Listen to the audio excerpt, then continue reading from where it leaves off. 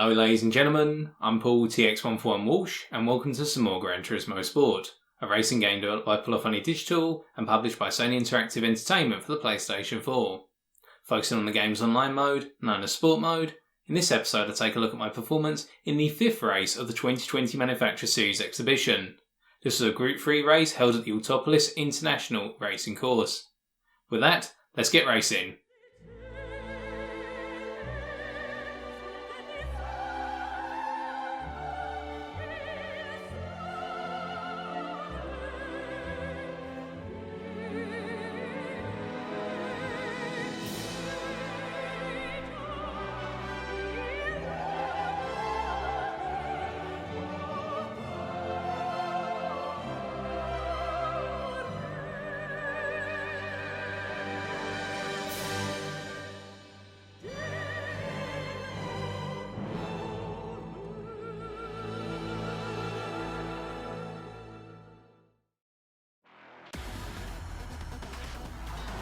Taking a look at the grid then, you'll see that I qualified 7th with a 147.8.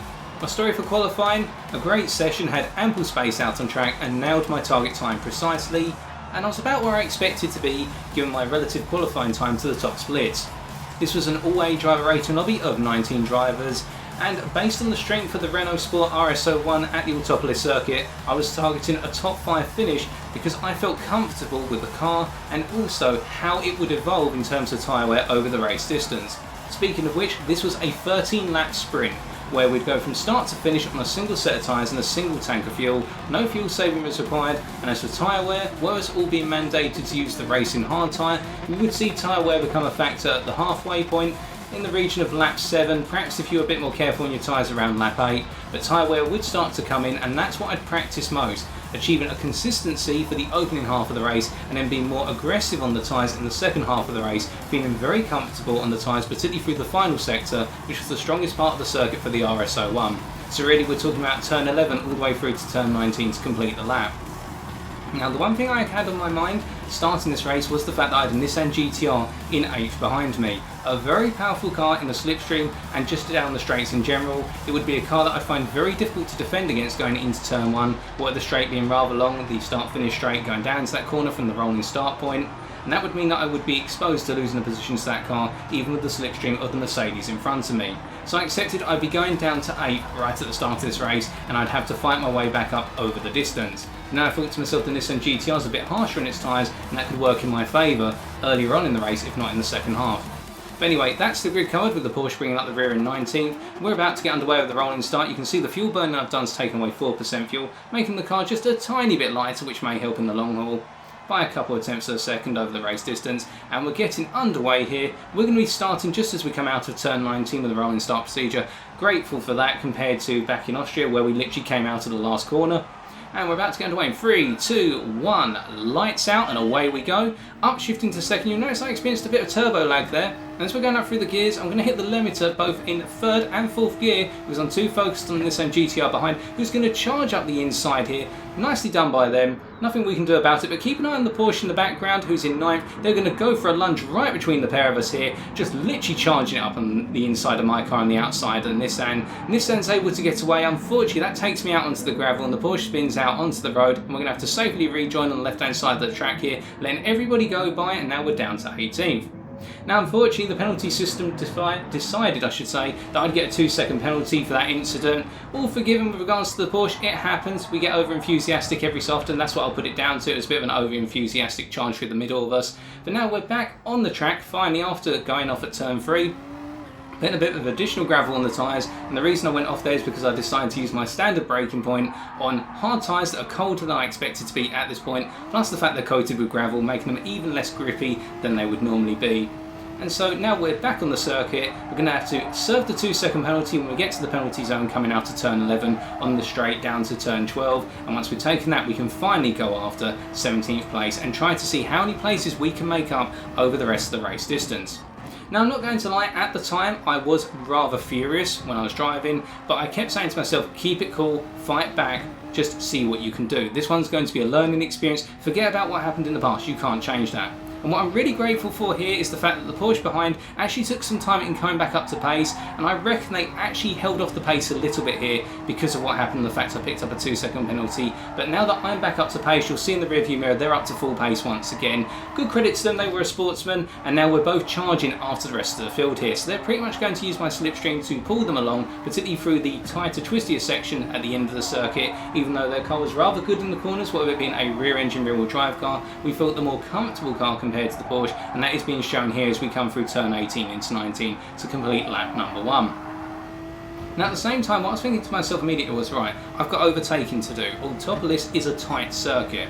Where am I going to be doing my overtaking? Well, naturally, what would my strongest sector be in the final sector, and that being the tightest sector, I would have to use the final sector of the circuit to close up on my foes and then make the attacks going down the start-finish straight into the next lap and into turn 1 of said lap.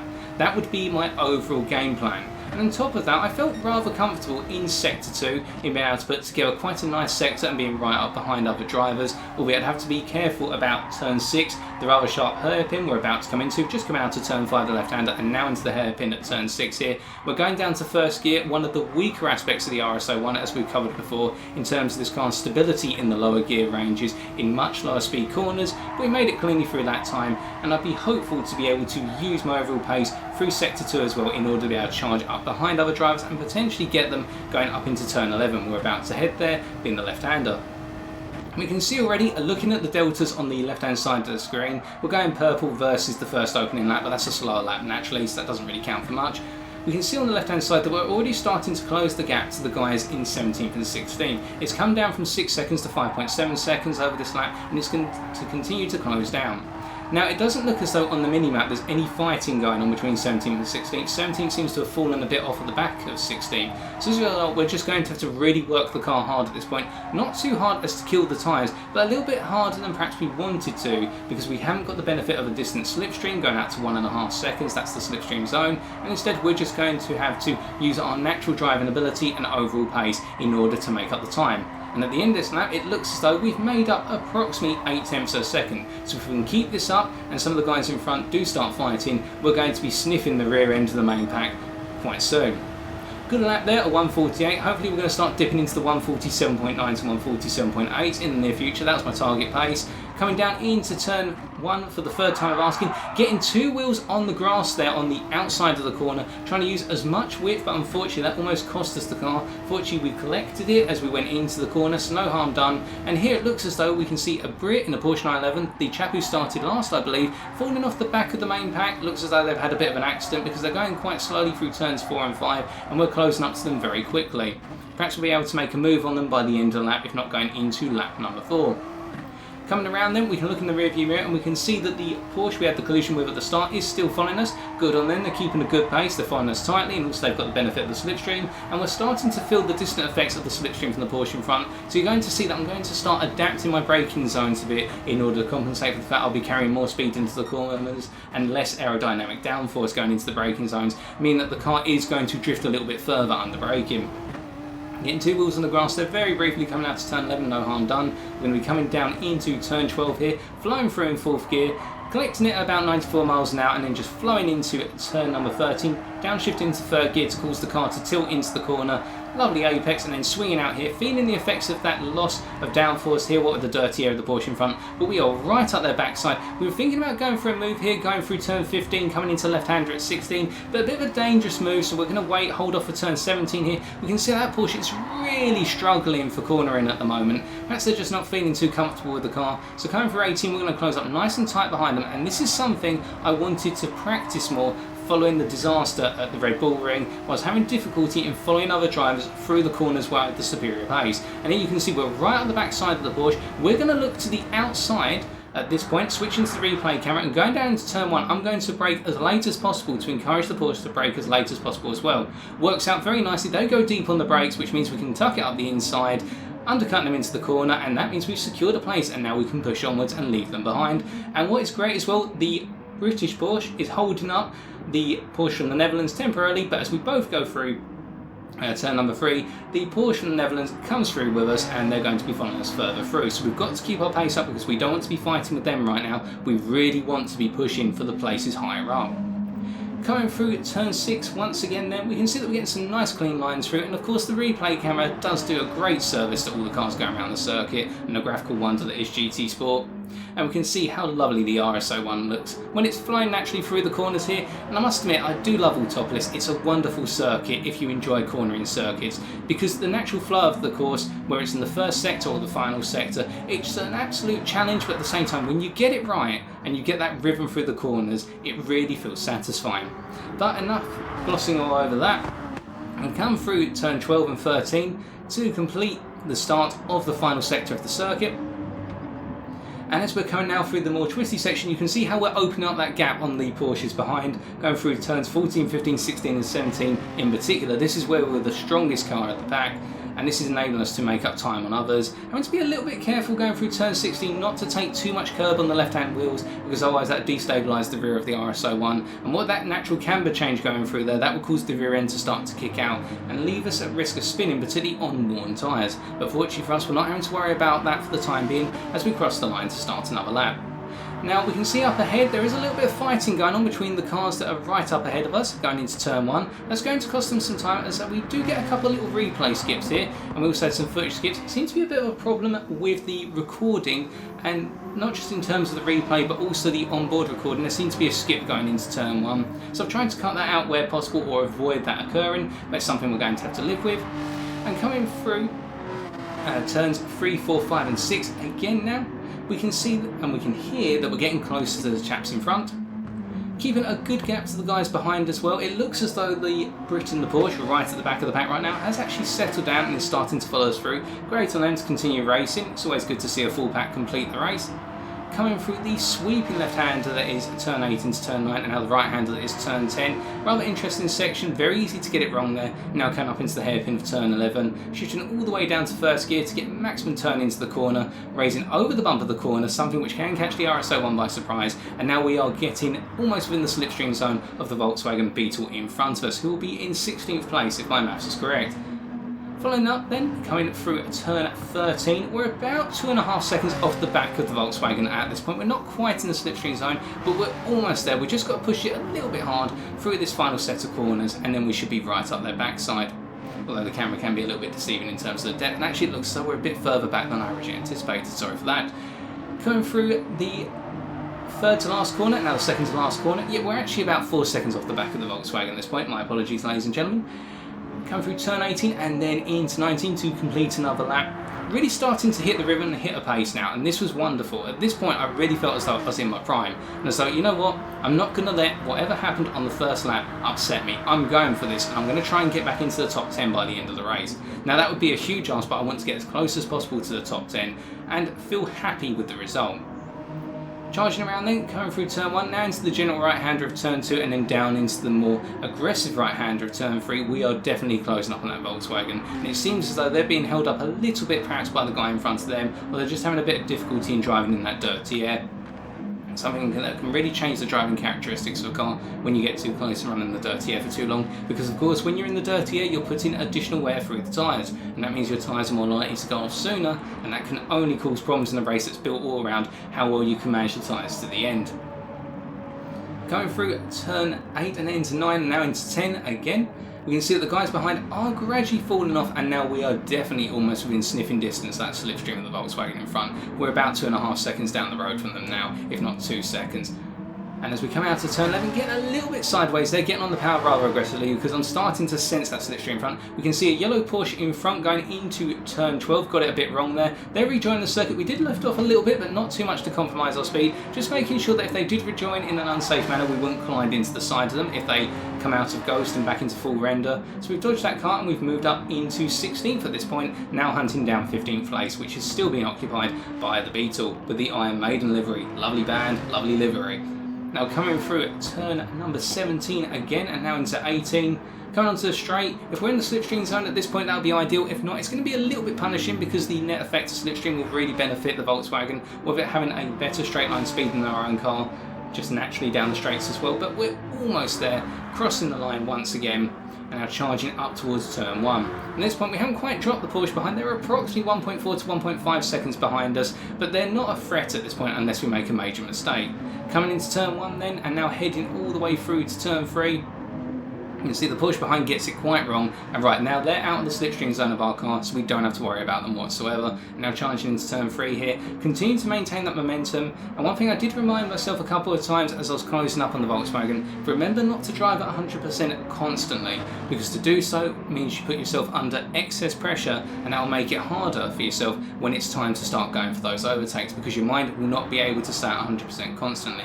So as I'm getting closer and closer to the Volkswagen, I'm starting to drop a little bit off towards 95%, just to give my mind a little bit of a rest and think, right, get ready to start thinking about where you can overtake. Analyse the guy in front. Remember, you've still got in the region of 7 laps to take them on. As we switch to the onboard now for a bit, coming through turn 11 for the 7th time of asking then, and we can see on the right hand side of the screen that we've had some very consistent laps. 147s for laps 4 and 5, a 148.2 for lap 6, but it's all within the right region, and we can attribute that drop in pace on lap number 6 to the fact we lifted going through turn 12 a little bit more than we normally would in 4th gear to avoid colliding with the possibly re-rendering yellow Porsche at that point. But now coming through the series of corners here, so coming through 14, then 15, followed by 16 very shortly. You can see we are almost in that slipstream zone of the Volkswagen, and now we are in the slipstream zone. As we come through 17 here, we can see how much easier we can take turn 17 compared to the Volkswagen, which has a tendency to understeer through there compared to our own car. And now coming through 18, we are gaining massively here, and now in the slipstream we are going to gain even more as we begin lap number 8. And it looks as though the guys in front are fighting. The Supra in 14th has definitely been fighting, and the Volkswagen is going to go for a move. Look into the outside of turn 1 here. This is only going to cost them time as we come charging into the corner, and it looks like the Supra's done a great job of defending the inside line to turn 1, and that's brought us ever closer to the guys in front. We're sniffing a potential overtake. Coming down into turn 3 then for the 8th time of asking, getting a nice amount of pace here, setting a personal best through sector 1 because of the slipstream effects and getting the braking points right. Now coming through the sweeping left-handers of 4 and 5, we're going to take a sniff up the inside here, a bit too optimistically on the Volkswagen. We thought they would have broken a little bit earlier, and that's why I back off here in order to make the points to them. I apologise, sportsmanship, fair conduct, roll on, I'll follow after you, because I don't want to gain the place by causing them to spin out. That's why I backed out of it. A little bit too aggressive, and I'll remember that for next time. But now letting the race resume, it's all go, go, go once again. We have knocked them off the back of the Supra, which has worked to our advantage, albeit they are probably getting a distant slipstream here, so they can still use that to support them in defending against us. So it's not as though we've completely eradicated their chances of going after the Supra. And as we come out of turn 11, down the hill towards turn 12, again, now we're going to really go for it, because we know we can be close to that Volkswagen going through this final sector.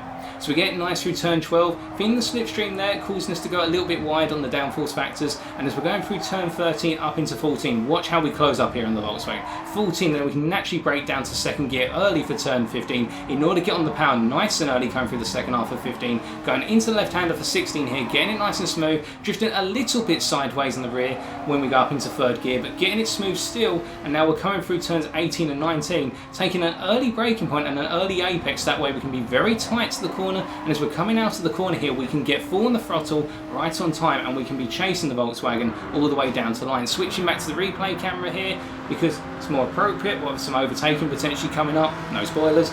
And coming down into turn 1 once again here, we can see it's now a pack of 4 of us, a DB9 right at the front, then the Supra, then the Volkswagen. The Volkswagen going a bit wide coming out of the corner there. We're going to look down the inside coming through turn 2. Are we going to make the move stick on the inside going to turn 3? Well, it looks as though the Volkswagen's had to back out of it, but they're going to go for lunge. We're braking as late as possible and flowing through turn 3. We've picked up another position. Going into turns 4 and 5 now, we're going to defend potentially going into 6 just in case the Volkswagen tries to return the favour on us from the previous lap. But we get through it cleanly. They're too far back to go for that sniff of a move, and now we're going to look to try and take on the Supra to gain another place, and potentially the DB9 after that in order to gain another place after the Supra.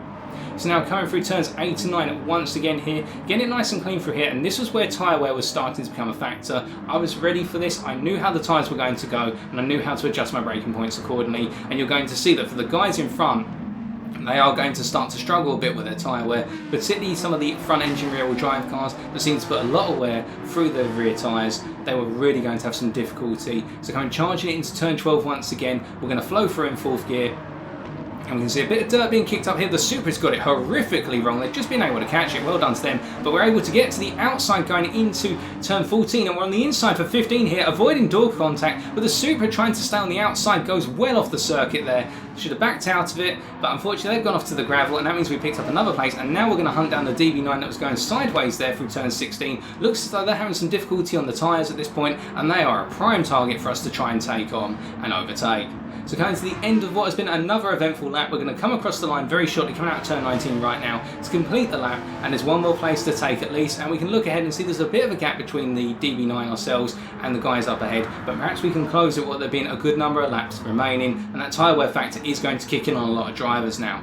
Coming through turn 1 then, we can see the Volkswagen behind. They're too far back to make a move, but they were just looking up the inside there perhaps to intimidate us a little bit or put us off. We're not going to let them phase us, as the Aston Martin gets a little bit of dirt on their tyres that they really seem to be all over the place and not feeling comfortable at this point in the race distance. Flying through turn 3 very nicely, then going into turns 4 and 5 here, and we're keeping very tight to the corner, taking a lot of speed through the corner, staying right with them. Going into turn 6, nailing it down to first gear here, tight on the apex, and as we come out the corner we'll see the Aston Martin gets on the power a little bit skew-iffy, but not too much to compromise their line, so we're going to be stuck behind them for a bit longer as they're closing up to the rear of the Citroen Group 3 racing car. I think that's the Vision GT car, and that means they're going to get the effect of the slipstream, but on top of that the Citroen's going to be holding up a little bit, and perhaps we can close up even more. Not going to be able to take them under braking going into turn 11, unfortunately we're too far back.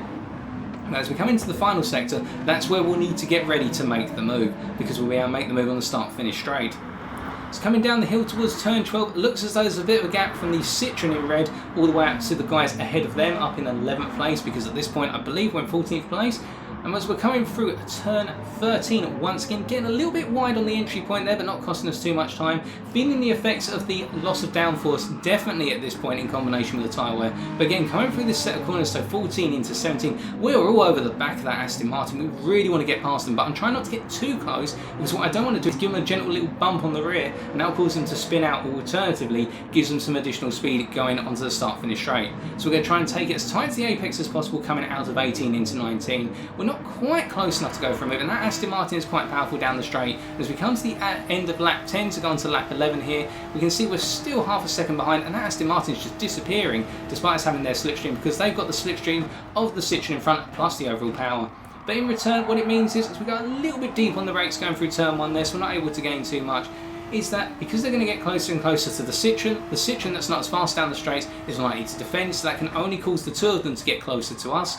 And we continue to push on, forgetting about the guys behind. They don't exist in our mind anymore. They're 1.2 seconds behind us, that's irrelevant. And as we're coming into turn 6 here again, we're going to look to the outside initially to try and put off the Aston Martin for the cutback. As we get on the power here, the Aston Martin gets on the power too aggressively, that puts them off onto the grass, and that means we pick up 13th place. We're now going to go for 12th. We've got the time to do it. Let's see if we can get 12th back, and 11th's just up the road as well. So coming out to turns 8 and 9 and now into 10, we've got a bit of work to do to close up on the Citroen. It's not as though it's there ready for us to take. We've got to close up that gap, but coming through turn 11 here, we get it nicely on the power, coming out of the corner, going up into second, then into third, and then up into fourth and fifth.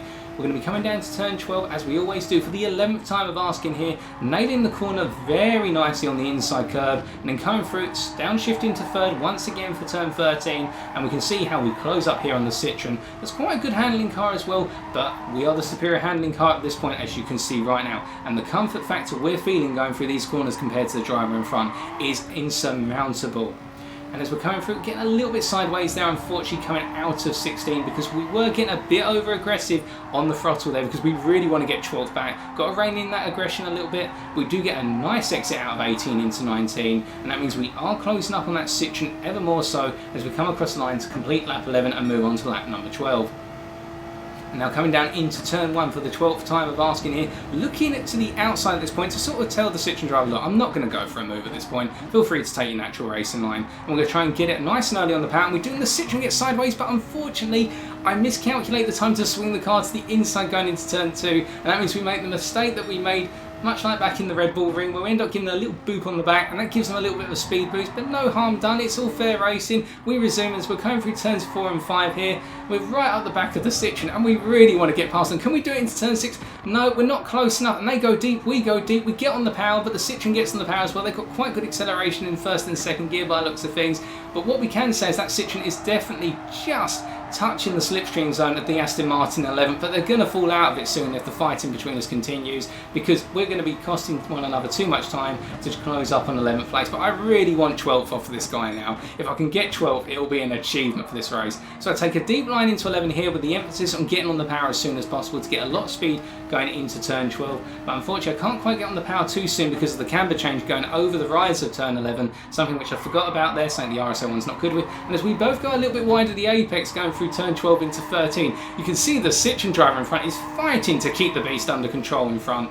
And we're just having to follow them through right now, but we're going to be right up their backside going through this sector. We're going to get it right this time as we go through 15, right on the rear of the Citroen, now into 16, upshifting nice and early to avoid the rear end kicking out over the camber change, and then going through turn 17 into 18 now, all over the back of the Citroen, taking an early braking point. So what I want to do is be right at the backside of the Citroen going to that start-finish straight. I want this place back going into turn 1, and I'm going to get it. So coming down the straight here, switching to the replay camera, we're going to do a Nigel Mansell from Silverstone against Nelson Piquet. We're going to look to the outside initially. You'll see we tuck out to the left-hand side, and then we look to the inside. What the Citroen haven't gone to the outside to defend, and by doing so, we've got the inside line. We park it on the apex going through the corner. The Citroen can't push through on the inside because that would mean they cut the corner, and we pick up 12th place. And now we just need to secure it coming through turn 2 and then charging into turn 3. And once we've got it through turn 3 safe and sound, unless they go for a very last-minute lunge going into turn 6, we've got 12th place. And we're still going to try and chase after 11th place is occupied by the Aston Martin over the distance this final lap, just in case they make a mistake and we can pick up one final position. So we get through turn 6 nice and cleanly. Now let's just bring it home and see if we can pick up 11th if somebody makes a mistake. Otherwise, 12th's good enough given everything that's happened. So at this point, I was starting to ease off a tiny bit, thinking to myself, right, you've driven the car at 100%, drop it down now to 90%, do clean lines, watch out for potential lunges from behind, but otherwise just bring the RSO one home. So coming into turn 11 for the final time of asking, getting a little bit wide of the apex but not costing us too much time, and actually getting a clean exit out of the corner. We can see behind a little train of cars forming behind us, the Citroen actually being quite helpful in forming the blockade part of that train versus the two Porsches and also the Volkswagen Beetle. The yellow of the two Porsches being much further behind. Now going through the final sector, the sector where we can reign over the guys behind and close up to the Aston Martin in front a little bit. Felt very safe through here, starting to ease off a bit more. Just taking it nice and clean, don't do anything silly going over the rise of turn 16. We don't want to send the car sideways, not this late in the race. You can see how much time we've already shaved off at the rear of that Aston Martin in front of us. It's not to be 11th place today, but as we come out of turn 18 and into 19 to wrap up the final lap, we'll be happy in the fact that we're going to cross the line 1.5 seconds off of 11th in a fantastic 12th place.